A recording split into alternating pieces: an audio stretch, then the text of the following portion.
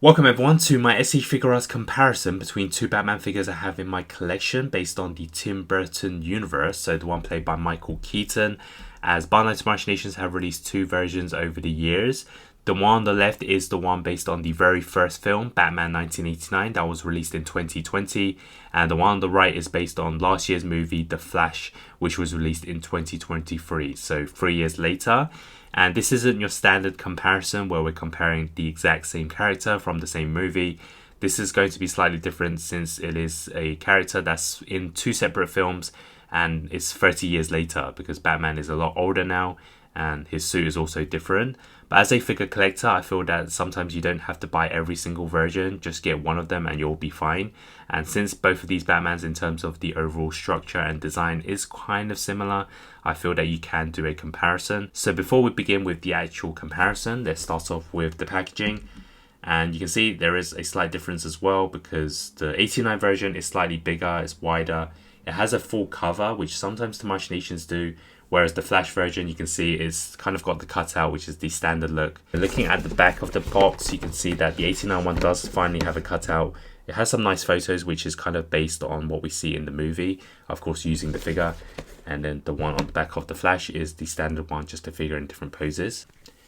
Bring them back in and you can see that, as I said, the overall structure and design is very similar. The obvious kind of standout is the yellow chest emblem, which is so iconic for Batman now, for this particular movie, and of course in some of the comics. And I just feel that the design is really personal preference. I personally prefer the 89 one because it has the yellow gold belt, which matches with the emblem, which is such an iconic look. Whereas the Flash version, you can see that it's gone for like a modern one where they've just used the all black belt. And basically that's the major difference. And other than that, I think the cowl, you can see that they've kind of kept the same kind of design where it's like one piece. Of course, we know in the movie of the Flash you can finally turn his neck, but the figure wise they're both just one piece. This one you can clearly see it's based on the 89 film. This one you can see it's based on the Flash film. And really I feel that both of them are kind of screen accurate. Now in terms of the realism, I feel that the 89 version is kind of cartoonish. Just the way they've done the eyes isn't quite there. The jaw is okay, but overall the design is not as good as the latest one. I feel the Flash version just looks a bit more realistic of the screen accuracy. And in terms of the cowl, you can see that I feel that this one is not done very well. For some reason it pops above the cape, which is really weird. Whereas the 89 version definitely sits better on the cape. So they've done that one a lot better. And then other than that, you can see the design of the costume. So even though it's all black, you can see that the 89 version shows more of the muscular look, which I think kind of looks better on a Batman figure. This one is more of a padded armor, which some people say it kind of reminds me of the Batman Return suit. Even though the chest emblem is similar in color, they're also different in design. The 89 one has a bit more shape to it, and it's kind of sculpted with the bat sign kind of sticking out, whereas the Flash version is kind of just one piece. It's like a flat version, and I think the yellow is slightly more darker in terms of the contrast. And obviously the other main thing is the cape. I don't think people were happy with both of these capes. Now the 89 version, I can see why they've done it like this. They've gone for like a pleather look, which is accurate to the movie, but I just feel the way they executed it is really bad. The back looks okay, but I just feel that it looks very chunky and it's not very flexible. And then the Flash version, I can see why they've decided not to go for the pleather this time. They've used like an all soft kind of material with a wire inside. And again, this one looks very basic. The dust kind of gets on it as well.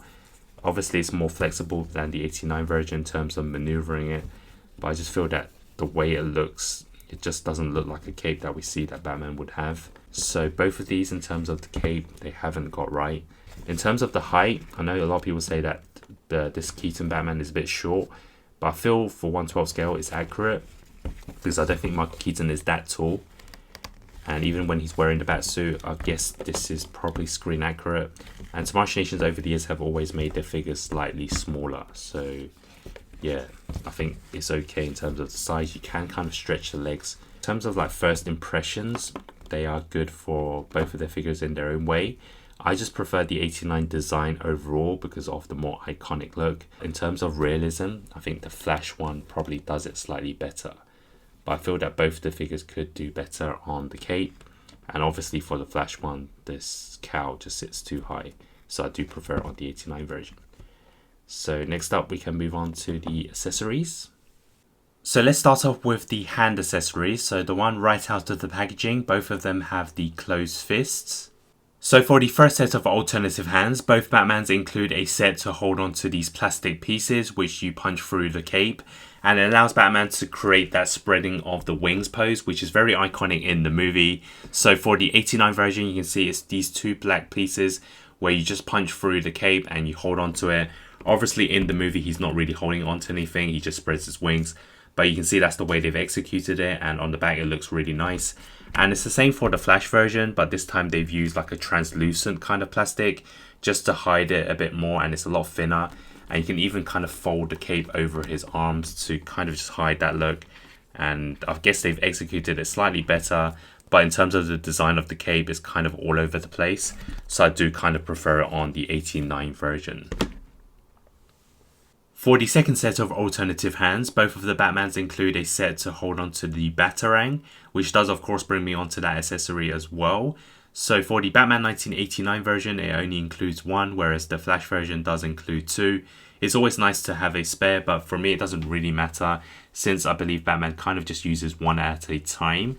So for the 1989 version, you can see it's a black color, whereas the Flash one uses two kind of grey silver ones. But in terms of the design and shape, it's the exact same. Also for both of the Batmans, we get the neutral relaxed hands, which is standard for a lot of their figures. And this is where the difference kicks in, as the Batman 1989 version includes a set of alternative hands with the triangle guards, and the Flash version includes a set of open hands, which can be used for the pose when he throws the Batarang. And the Batman 1989 figure also includes one extra right hand, which is to hold onto the grappler gun. Unfortunately, the Flash version does not include this gadget. And just for a bonus tip, you can remove the grappler hook for a different pose. And also for the Batman 1989 figure, we get the extra gadget, which is the gauntlet he uses in the museum. And we are not done with the gadgets, as the Batman 1989 version also includes a set of shurikens. However, I believe it wasn't used in the film and it was only as an art concept. And now for the final accessory, which is the alternative head sculpt. So for the Batman 1989 version, we have the different look of the cowl, and for the Flash version, we have the unmasked Bruce Wayne look. So for the Batman 1989 version, I guess it's okay to have a different display. The eyes are slightly looking to the side, the mouth is slightly open. So I do prefer this one because it gives him a bit more character. However, if they didn't include it, I wouldn't really complain too much. Whereas the Flash version, of course, this is a lot different. We have the Michael Keaton sculpt, which I think is pretty accurate, and I do like it. Correct me if I'm wrong, I believe in the original Batman 1989, he doesn't really have a scene when he actually unmasks the cowl. Maybe I'm wrong. But I believe in Batman Returns he had to rip it off. So this head sculpt kind of only works for the Flash. And given the choice, of course, I do prefer a Bruce Wayne look over a cowl. But of course, they're very different for different reasons. So now for my final verdict on the comparison between the SE Figuarts Batman 1989 and the Flash versions. I feel Tamashii Nations made a decent attempt in these figures, although both of them have their flaws as well. The 89 version is a familiar design with lots of accessories, which is the one you want if you like more of a classic Batman look, whereas the Flash version is a modern take, although not as iconic of a suit. The figure itself is more realistic and the proportions do capture the likeness better. I feel the 89 one has an animated look to the cowl, and one of my main gripes is how small it is, especially around the neck area, whereas in the film it's thick and it really captures your attention, so I feel the proportions are slightly off. And both of the capes could be improved. I feel material wise it is better on the 89 one, but it does flow better on the Flash version, but both of them are not great. Accessory wise, it's no contest. The 89 one has a lot more. I feel the Flash one should have at least included a grappler gun or even a bomb instead of the extra Batarang. So given a choice, I would choose the 1989 one if you want more poses to play around with. But the Flash version does capture the likeness better, so they really needed to blend the two of them to make the ultimate Keaton Batman. Having said that, there are other alternatives out there like the Mezco one, but the cost is higher, or you could go for the McFarlane version, but the scale and lack of accessories may not be for some.